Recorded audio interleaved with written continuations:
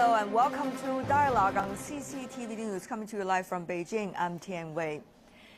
The first female president of South Korea, Park Geun-hye, was sworn in on Monday, promising to open a new era of hope for the South Korean people. Concerning relations with the DPRK after the latter's nuclear tests, she said she wanted to begin a trust-building process through dialogue and by honoring promises that have already been made. The new president comes into power when there are increasing concerns in South Korea about the country's economic development. It is also a time when the Korean Peninsula's nuclear issue is hitting a new crisis following the DPRK's recent nuclear test and rocket launch. To understand and analyze the days ahead for the South Korean first female president, I'm joined in the studio by Mr. Yang Xi-yu, a research fellow at the China Institute of International Studies. Welcome, sir. And also would like to introduce Dr. Sunny Lee, a South Korean columnist and commentator now residing in Beijing. Welcome as well. Thank you for having me. But before we go to a discussion, gentlemen, with the two of you, let's take a look at this background report.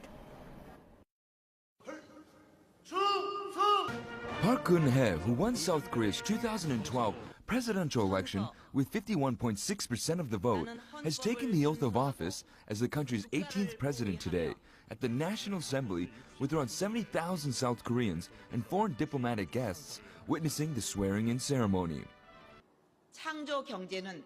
During her inaugural address, she outlined her policies and philosophies to grapple with the task of opening up a new era where people are happy based on more jobs, better welfare, and stronger security. However, Park faces difficult tasks ahead. Park, who said she had never married or had children so she could devote her life to public service, will inherit a formidable array of economic problems. Although economic stagnation in South Korea is not at depression levels, South Korea's central bank says the country is predicted to only grow by 2.4% in the next year. This is in stark contrast to the 7% promised by the former president.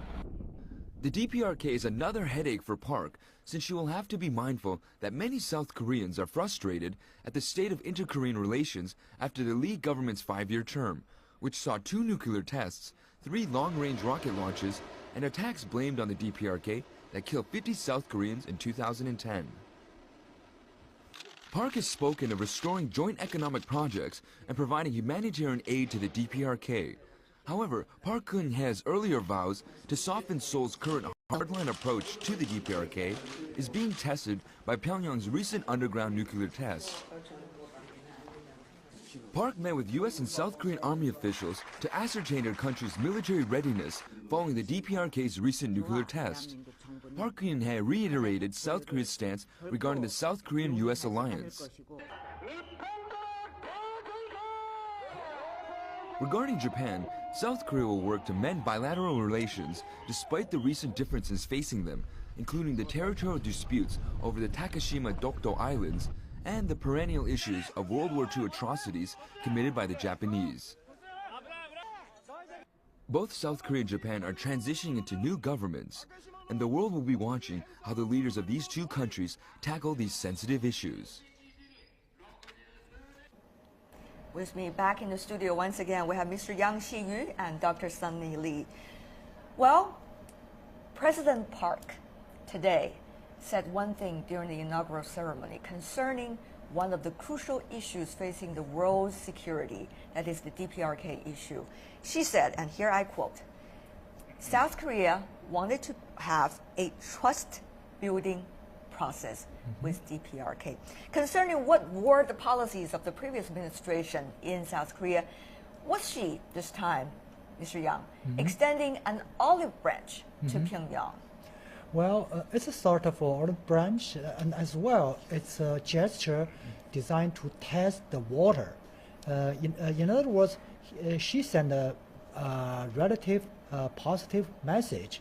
And now the ball is at Pyongyang's court, according to President Park's calculation. But I could expect President Park will conduct a more flexible and a more pragmatic policies towards DPRK. The more practical means, on one hand, she will follow the tough measure and policies stemmed from her predecessor. And on the other hand, she will be more flexible in terms of dialogues, engagement, talks with the North. So tough, even tougher as her predecessor. And the engagement part, she will be more flexible and more pragmatic. You know, when new leaders comes into power, people always pin a lot of good hopes on them as to they might be able to lead us to a new era of very different scenarios and very different results. Given your knowledge, Dr. Lee, of where she comes from, her political background, and her political camp, what do you think she might mean when she said exactly trust building process with Pyongyang? I think you said very nicely that things don't go the way according to the scenario. According to the scenario, what is supposed to happen is that despite the fact that Park Geun-hye comes from the conservative background, when I say conservative background in South Korean context, that means that anti-North Korea or tough posture toward North Korea, and plus a strong alliance with the United States. I think that explains very much about what her policy is supposed to be. But do you expect her to be a little bit different, at least from Mr. Lee Min-bak, or totally similar? That's a good question. So, as a new president, she wants to differentiate, hey, I'm a different person than previous Mr. Lee, so she wants to be a little bit more flexible, that is trust building, and as long as North Korea reciprocates. But then, the third nuclear test just happened 2 weeks ago. So she was about to offer her olive branch, but then boom, the third nuclear test happened. Now she is a bit of awkward situation, whether she's supposed to go by her scenario or not, because if she goes according to scenario, many conservative people will protest. So I think I totally agree with Mr. Yang that she has to think through this process.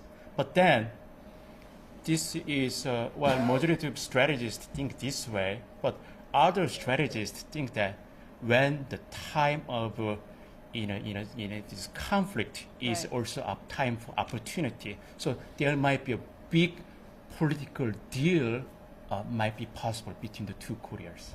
Well, that's very interesting analogy that you've been using when comparing to the previous administration, and quite a bold scenario you painted over there, saying that there might be a crisis in disguise, or rather opportunities in disguise in terms of the future of the two Koreas.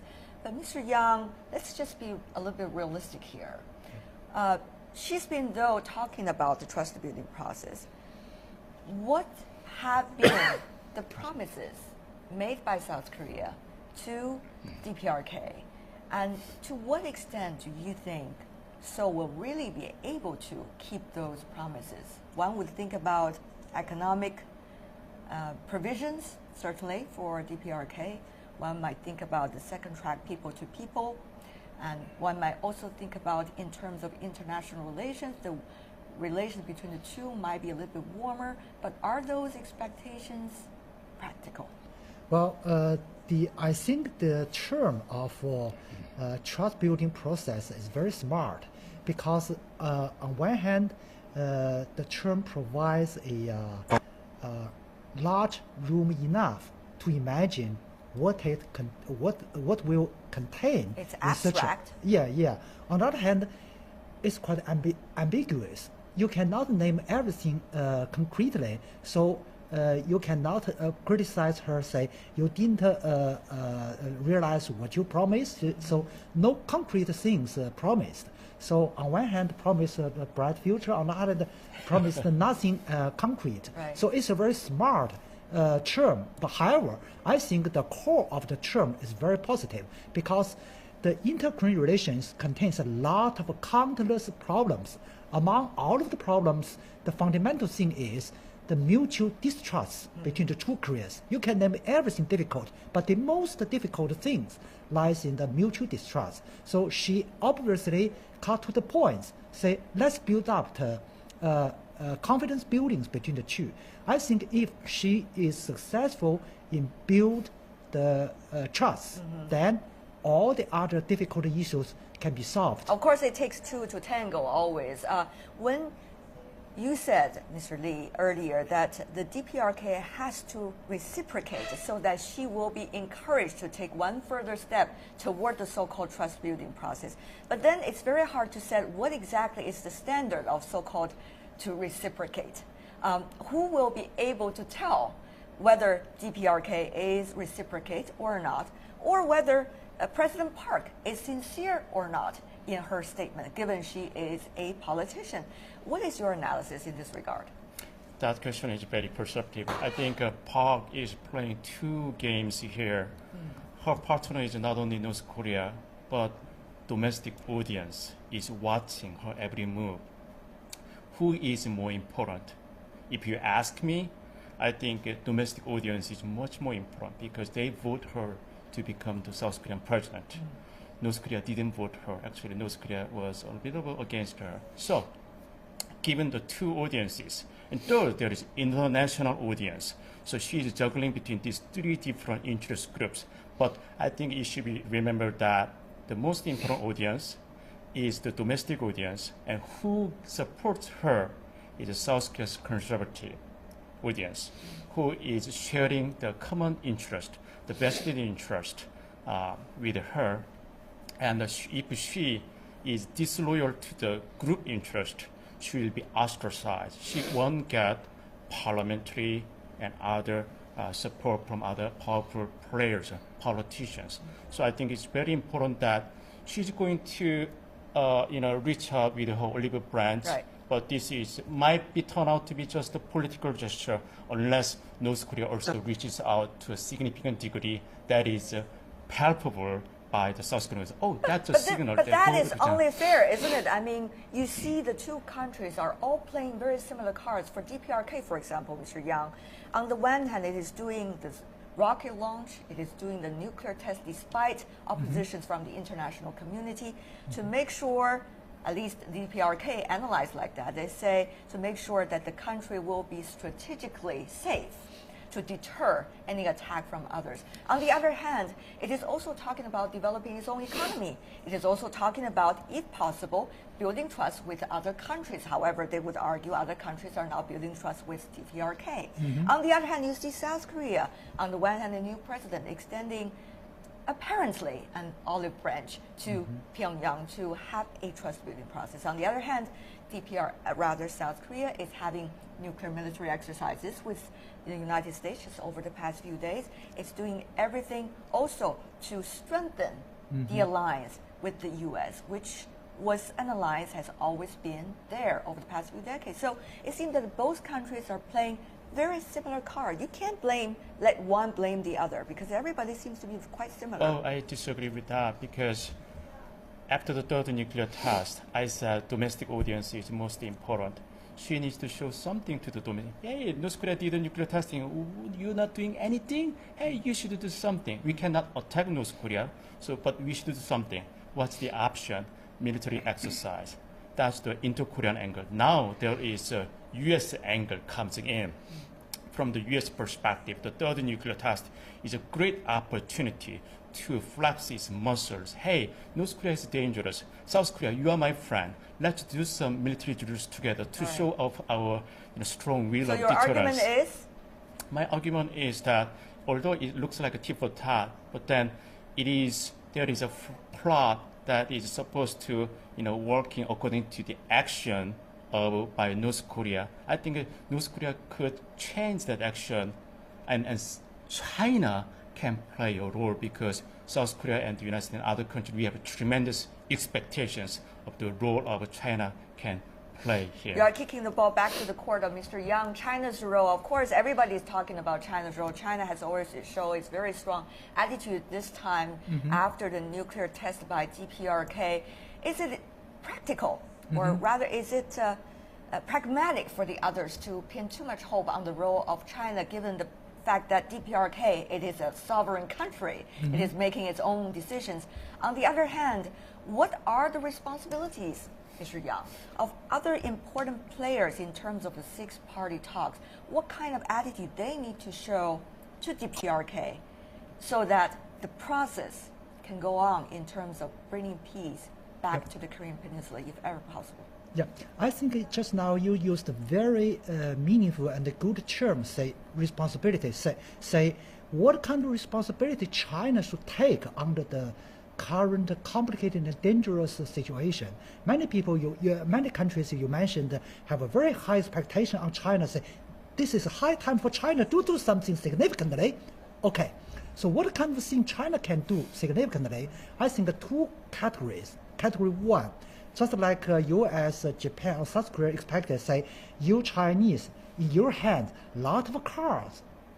The card means, or leverage means, economic pressure, say, cut off the aid, cut off the oil aid, and cut off everything to North Korea. So that's the so-called responsibility. Okay, let's imagine what will follow after the so-called implementation of such a responsibility. Say, when China cut off a lot of aid to North Korea, number one, no one dare to say that will certainly lead to the change of the policies conducted by Pyongyang, because no sanctions can be used as making changes of policy in another country's capital. Number two, before we solve the current problems, we will make more problems and troubles than now by cutting a lot of aid to North Korea. All right, let's kick the ball maybe back to the court of Dr. Lee, because here's the thing, Mr. Yang, when others are having expectations for China, China certainly is entitled to have expectations for the others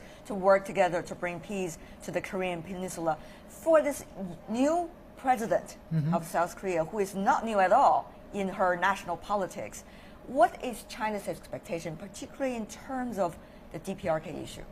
Well, China firmly believes the current complex issue of nuclear should be solved by a negotiation approach rather than the confrontational approach. So by saying that, China have been insisting on talks, negotiation for solutions.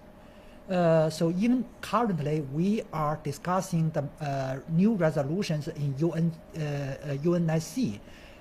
We always try to make a balanced resolution. On one hand, the resolution should express international united position against nuclear tests and a condemnation against the nuclear tests. On the other hand, the resolution should leave room enough for the following diplomatic efforts to solve this issue, because the final solution lies in diplomacy rather than in the sanctions or pressure measures. Will President Park, just new coming into the Blue House, be able to fulfill that expectation Mr. Yang has just expressed in terms of not only being practical and affirmative, but at the same time making sure there is space for possibilities?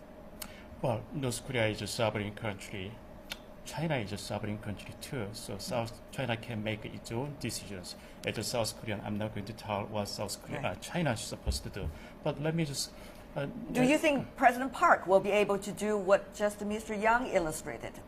Be firm, but at the same time leave space for possibilities? I think that is the principled hardline stance. Be firm, but there is room for flexibility. At the same time, Park is tremendously motivated to work with China. That's where the China's responsibility comes from here, because South Korea wants to know whether China, a rising superpower, can respect the wishes of smaller partners. I think you've been kicking the ball back always to the court of China, but I did hear your voice, which is South Korea is willing to work with China according to your analysis of what Ms. Park has in mind. But let's continue our discussion not only about the Korean Peninsula nuclear issue, but also many other aspects about South Korea's future. We'll be back after this break. Welcome back. You're watching a live edition of Dialogue coming to you from CCTV News. I'm Tian Wei. With me in the studio, sitting here, we have Dr. Sunny Lee, a South Korean columnist and commentator, and also with us in the studio, Mr. Yang Xiyu, Senior Fellow at the China Institute of International Studies. back again, gentlemen.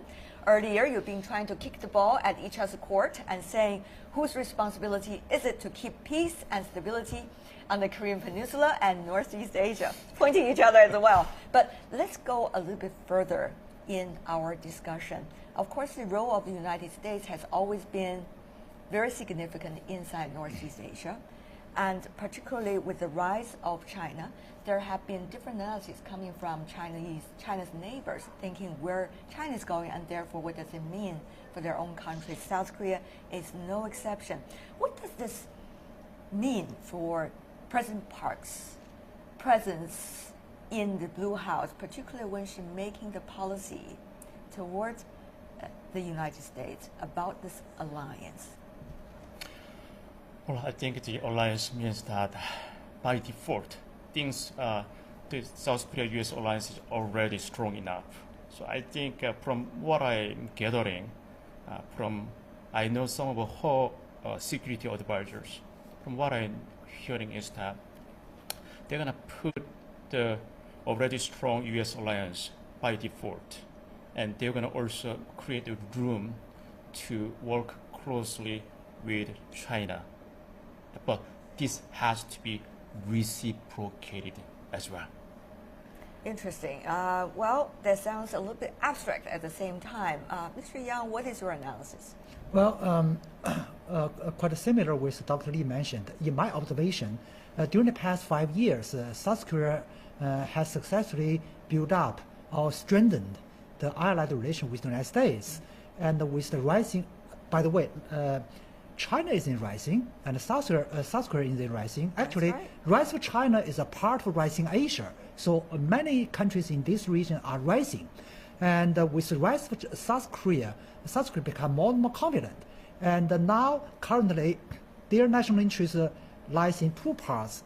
Security, in terms of security, mainly lies in alliances with the United States. And economically, mainly lies in the ties with China.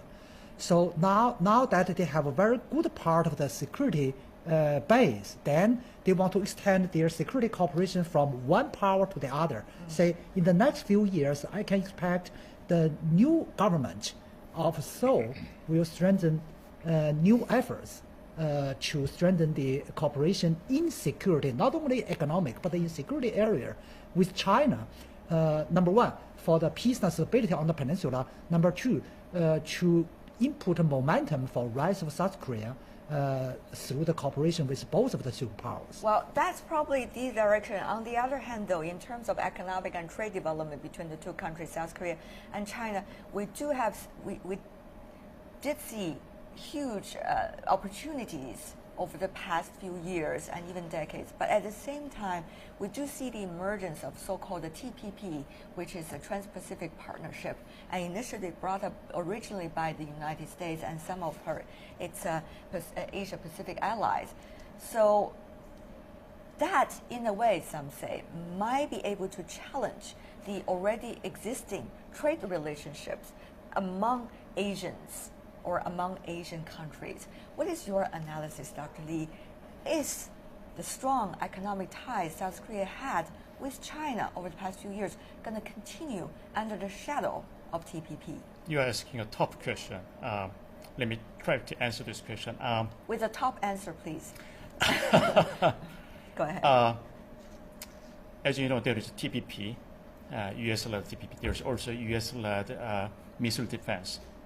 South Korea has been resisting the call from the U.S. to enter U.S.-led missile defense. After the third nuclear test, North Korea third nuclear, things changed. South Korea lost reason not to join, or South Korea lost a, very defensive about, why I can't, and U.S. is telling, U.S. is in a very good position. Hey, look at North Korea is dangerous. We need to protect you, but then you should join our missile defense system. And we also have a FTA. Now the TPP is coming. So South Korea is a bit tormented and restructuring itself between the two different so-called balance between the U.S. and China. And instead of saying from Chinese side, if Chinese strategy is telling South Korea, not just watching, hey, let's look at how South Korea is moving, what Park is doing. Instead of saying that, China can show a roadmap. Look, South Korea, we have been a good friend for the last 30,000 years. Hey, this is what rise of China will mean to you. I'm going to show you A, B, C. The rise of China will be peaceful. There will be room for you. There will be a good trade relationship. All right. And I'm going to do something about North Korea to contain its belligerence. If China can show a roadmap for peace and development for this East Asia, that will be fantastically nice. Dr. Lee, it's very interesting to listen to your words. On the one hand, it's informative, but on the other hand, it seems to be a whole list of demands that you, representing South Korea, presenting to China. But here's the thing. On the one hand, you see DPRK nuclear test seems to have changed a lot in terms of the security situation inside this region. On the other hand, you might also wonder whether others are using this opportunity, quote unquote, to streamline their already long-wished policies so that they got excuses to do exactly that. Of course, that's only a suspicion, as some experts say. Here's the thing. How countries are willing to do or take actions from their own initiatives in order to make the picture change, or everybody is pointing at the other and say, you do something and therefore I do something, but nobody is taking the first step. When thinking about this peace situation on the Korean Peninsula, one might think that ROK has a bigger goal than anyone in the region, because that is exactly where the ROK is. Dr. Lee. That's another challenging question. Okay, I'm not kicking the ball anymore. I'm going to take the We got responsibility 2 more minutes. for these inter-Korean relations. South Korea should also take its due responsibility. But then South Korea, the Korean Peninsula issue, from as a strategist look at it very fairly, is that behind North Korea there is China, behind South Korea there is United States. There are these two big players playing the ball game here. All right. You're not kicking the ball only to China's court, but also to the U.S. court, I see now. But is it fair to say behind DPRK there is China? That has been a statement made by many, but is it fair to say? And secondly, with the new president coming into office in South Korea, what are some of the very first few initiatives and steps China and South Korea can work together in order to bring peace, in order for the better economic cooperation between the two countries? Mr. Young. Well, it's a very good question. Very briefly, the latest nuclear test is a very good media for the closer cooperation between South Korea and China, especially in the security areas. And secondly, regarding the free trade movement, I think regionally it is the trend for the free trade and investments. And that trend was driven by several factors. One of the factors you have mentioned, TPP, but that is not the single one. The other is the 10+6, That's right. ASEAN 10, and with the other, and also with China, South Korea, and Japan. The trilateral FTA negotiation will be started next month also. So your final sentence? Your final sentence is this region contains the greatest potential, meanwhile contains the most dangerous instabilities. So our task and responsibility lies in how to explore the potentials and prevent the uncertainty from That is exactly the complexity here. Yeah. We want to thank both of you for coming over to our program, Yang Xi-yu and also Sandy Lee. Thank you so much, gentlemen. And thank you for watching. I'm Tian Wei in Beijing. Bye for now.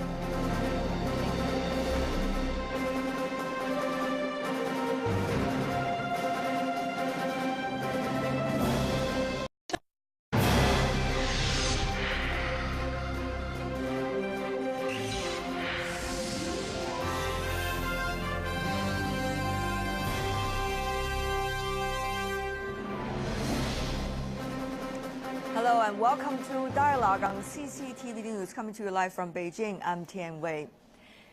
The first female president of South Korea, Park Geun-hye, was sworn in on Monday, promising to open a new era of hope for the South Korean people. Concerning relations with the DPRK after the latter's nuclear test, she said she wanted to begin a trust-building process through dialogue and by honoring promises that have already been made. The new president comes into power when there are increasing concerns in South Korea about the country's economic development. It is also a time when the Korean Peninsula's nuclear issue is hitting a new crisis following the DPRK's recent nuclear test and rocket launch. To understand and analyze the days ahead for the South Korean first female president, I'm joined in the studio by Mr. Yang Shi-yu, a research fellow at the China Institute of... South Korea's central bank says the country is predicted to only grow by 2.4% in the next year. This is in stark contrast to the 7% promised by the former president. The DPRK is another headache for Park, since she will have to be mindful that many South Koreans are frustrated at the state of inter-Korean relations after the Lee government's 5-year term, which saw 2 nuclear tests, 3 long-range rocket launches, and attacks blamed on the DPRK that killed 50 South Koreans in 2010. Park has spoken of restoring joint economic projects and providing humanitarian aid to the DPRK.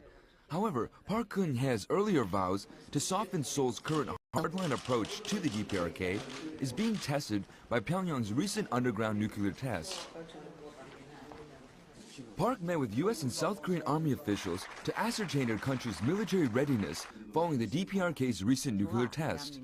Park Geun-hye reiterated South Korea's stance regarding the South Korean-U.S. alliance. Regarding Japan, South Korea will work to mend bilateral relations. In other words, she sent a relative positive message, and now the ball is at Pyongyang's court, according to President Park's calculation. But I could expect President Park will conduct a more flexible and a more pragmatic policies towards DPRK. The more practical means, on one hand, she will follow the tough measure and policies stemmed from her predecessor, and on the other hand, she will be more flexible in terms of dialogues, engagement, talks with the North. So tough, even tougher as her predecessor, and the engagement part, she will be more flexible and more pragmatic. You know, when new leaders comes into power, people always pin a lot of good hopes on them as to they might be able to lead us to a new era of very different scenarios and very different results. Given your knowledge, Dr. Lee, of where she comes from, her political background, and her political camp, international studies, welcome, sir. And also would like to introduce Dr. Sunny Lee, a South Korean columnist and commentator now residing in Beijing. Welcome as well. Thank you for having But me. before we go to a discussion, gentlemen, with the two of you, let's take a look at this background report. Park Geun-hye, who won South Korea's 2012 presidential election with 51.6% of the vote, has taken the oath of office as the country's 18th president today at the National Assembly with around 70,000 South Koreans and foreign diplomatic guests witnessing the swearing-in ceremony. During her inaugural address, she outlined her policies and philosophies to grapple with the task of opening up a new era where people are happy based on more jobs, better welfare, and stronger security. However, Park faces difficult tasks ahead. Park, who said she had never married or had children so she could devote her life to public service, will inherit a formidable array of economic problems. Although economic stagnation in South Korea is not at depression-level relations, despite the recent differences facing them, including the territorial disputes over the Takashima-Dokdo Islands and the perennial issues of World War II atrocities committed by the Japanese. Both South Korea and Japan are transitioning into new governments, and the world will be watching how the leaders of these two countries tackle these sensitive issues. With me back in the studio once again, we have Mr. Yang Shi-yu and Dr. Sunny Lee. Well, President Park today said one thing during the inaugural ceremony concerning one of the crucial issues facing the world's security, that is the DPRK issue. She said, and here I quote, South Korea wanted to have a trust-building process with DPRK. Concerning what were the policies of the previous administration in South Korea, was she, this time, Mr. Yang, extending an olive branch to Pyongyang? Well, it's a sort of olive branch, and as well, it's a gesture designed to test the water.